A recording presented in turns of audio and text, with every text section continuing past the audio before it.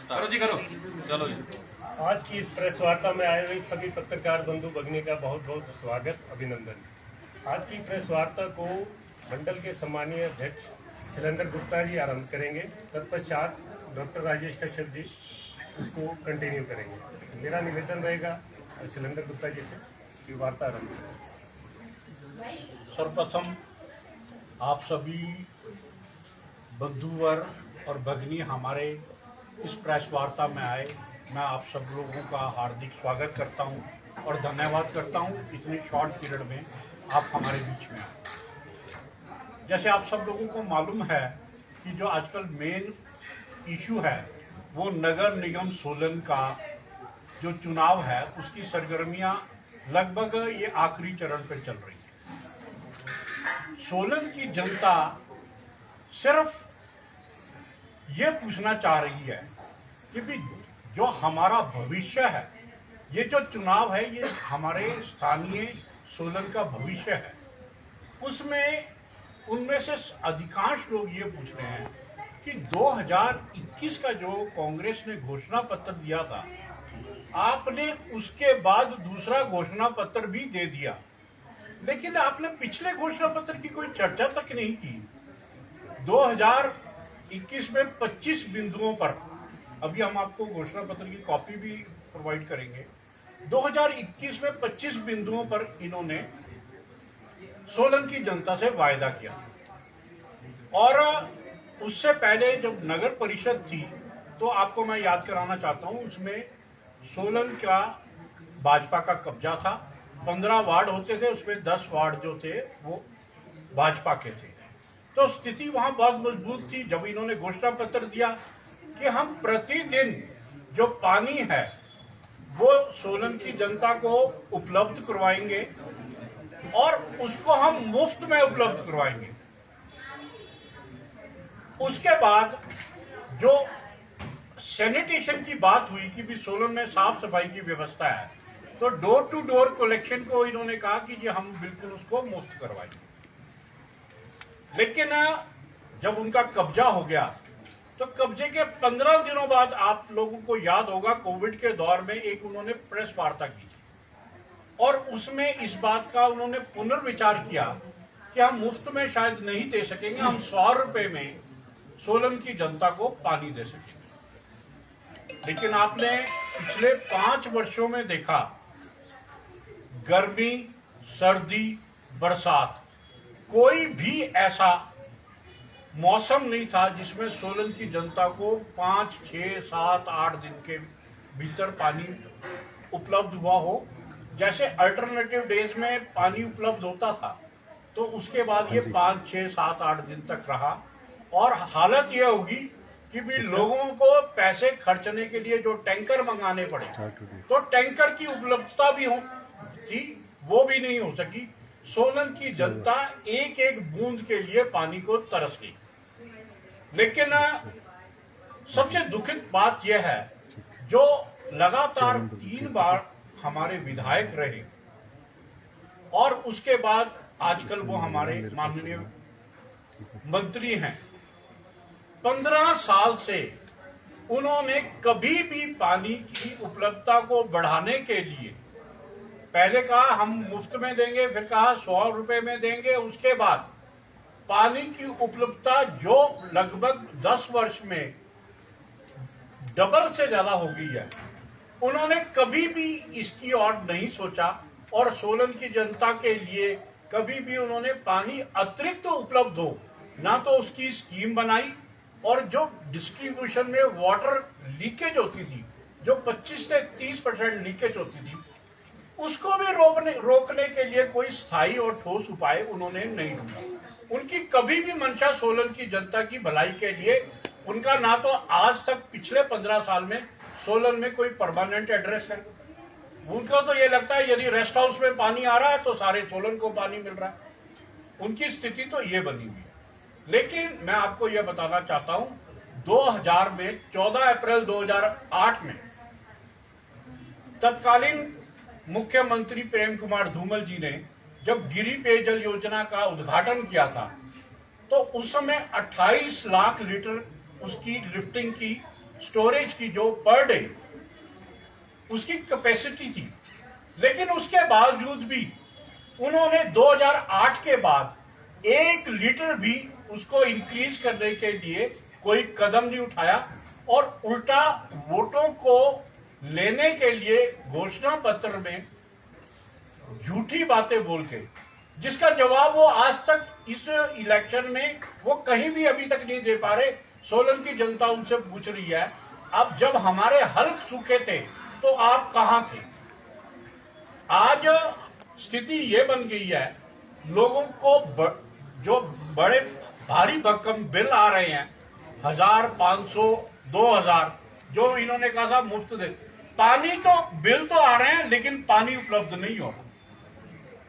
2008 के बाद sewerage treatment plant जो है, जब हमारी सरकार के अंदर 98 में सिंगल फेज में जो सीवरेज ट्रीटमेंट प्लांट था, जो कॉलेज के नीचे बना था और 3 चरणों में सोलन में काम होना था, उसके बाद पिछले 15 साल से स्थानीय मंत्री ने कोई प्रयास नहीं किया कि एक और सीवरेज ट्रीटमेंट प्लांट रख के लोगों को सीवरेज की जो सुविधा है वो उपलब्ध हो सके।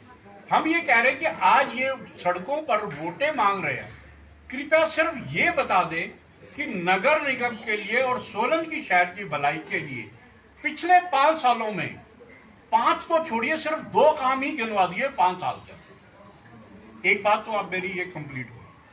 दूसरा, जो नगर निगम की आंतरिक स्थिति थी, वो हालत ये थी कि भी सोलन की जनता पिस रही थी और इनके पार्षद आपस में गुत्थम गुत्था हो रहे थे और उसमें एक ग्रुप को माननीय सांसद, माननीय मंत्री जी का आशीर्वाद था, दूसरे माननीय मंत्री जी को मानते नहीं थे।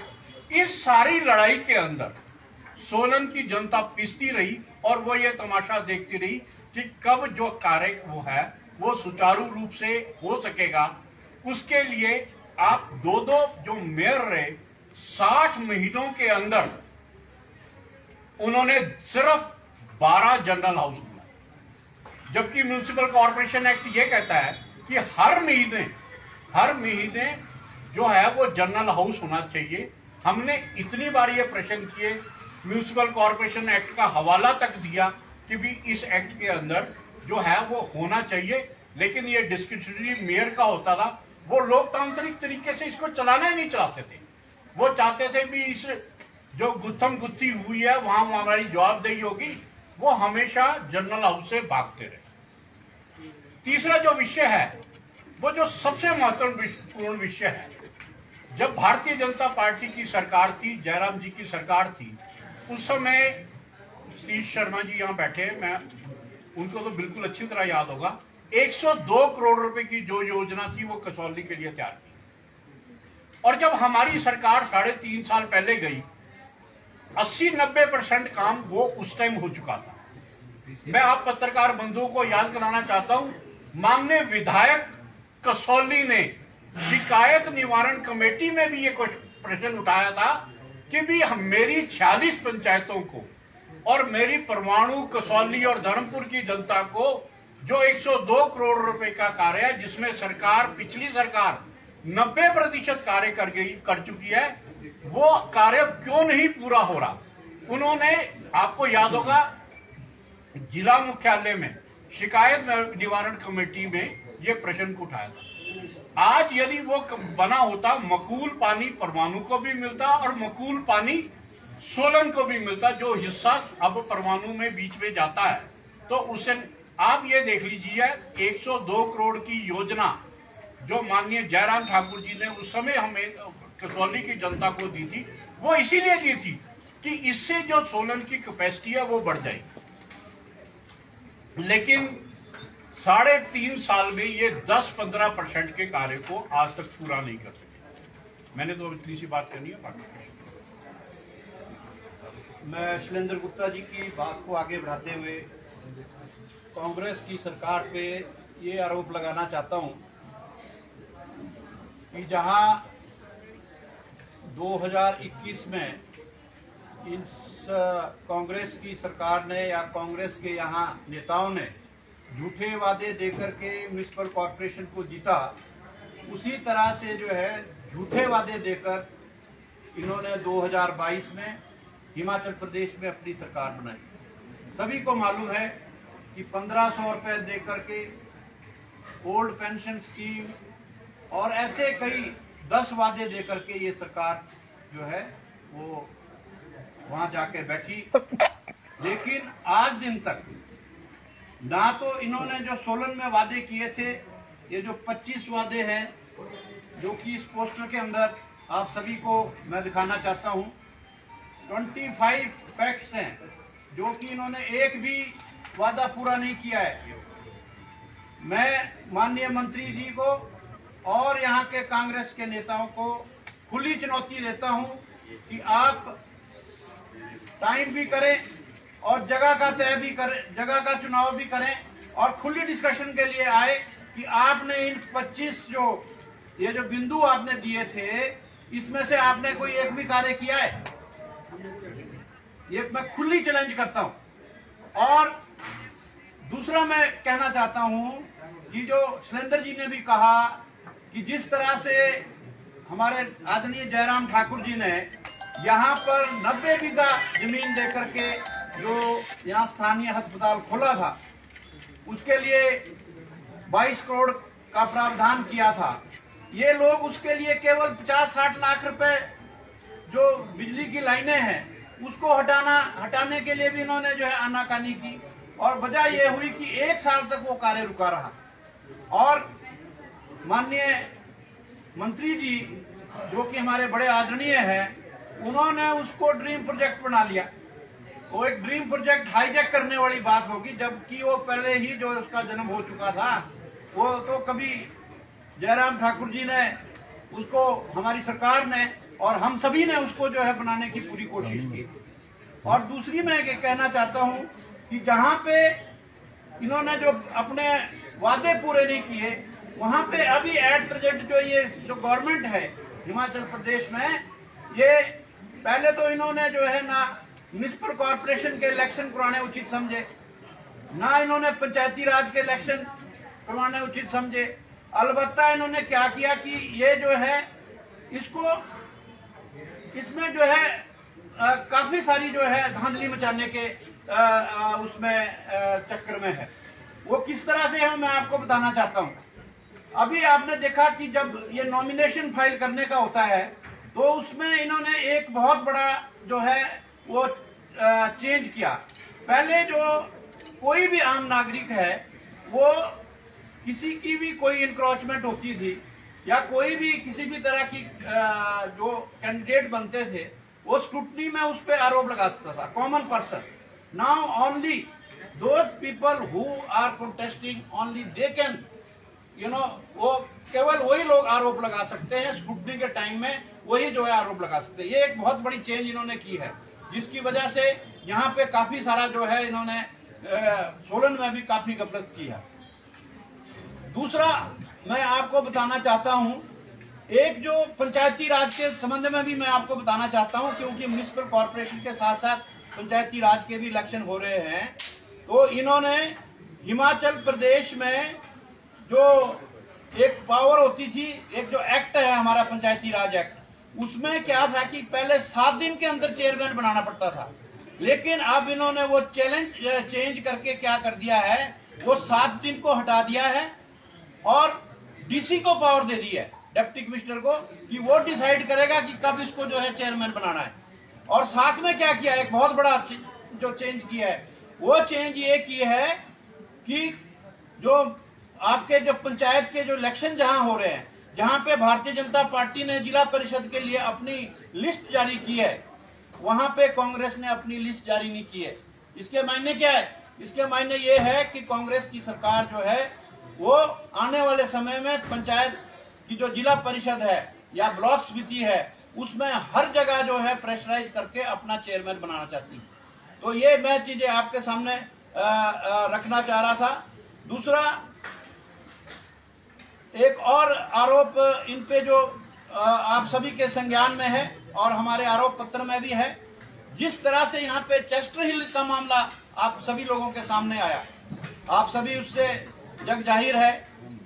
करोड़ों रुपए का प्रोजेक्ट यहाँ पे बन रहा है, लेकिन उस करोड़ों रुपए के प्रोजेक्ट के लिए जो जमीन उपलब्ध कराई गई है, जो उसमें 118 की परमिशन के ऊपर जो लगातार उसमें एक डिस्प्यूट हुआ है, उसमें बहुत सारे ऑफिसर्स इन्वॉल्व है, वहां पे चीफ मिनिस्टर जो है उसको ऑफिसरों की आपस की लड़ाई कह करके उसको टाल रहे हैं।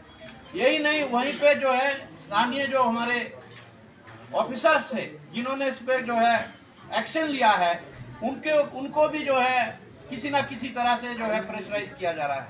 तो इस तरह से मैं जो कांग्रेस सरकार है वो लगातार यहाँ पे सोलन को जो है, सोलन के नागरिकों को, सोलन के लोगों को यहाँ पे लगातार अपने ग्रिप में लेकर के यहाँ की समस्याओं का समाधान न करके यहाँ पे समस्याओं का पिटारा जो है खड़ा कर रही है और उन किसी भी समस्याओं का हल जो है ये करने में असफल रही है।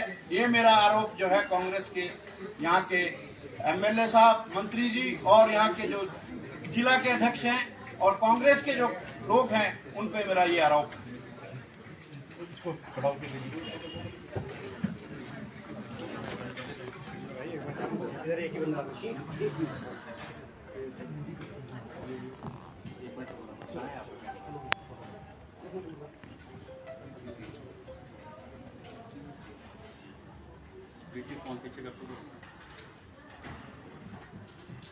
कुछ ज्वेलरी सिर्फ पहनी नहीं जाती, वो आने वाली पीढ़ियों की पहचान होती है।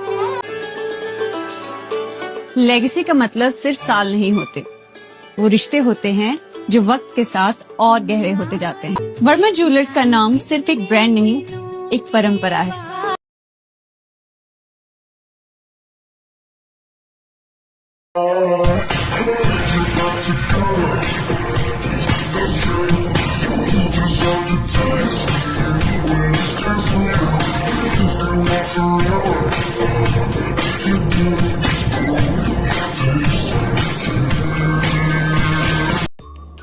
Namaskar, I'm Alka Bharadwaj, Principal Gurukul International School, Kunihar.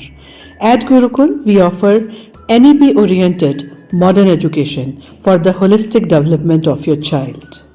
Admissions open now. Give your child the better foundation they deserve.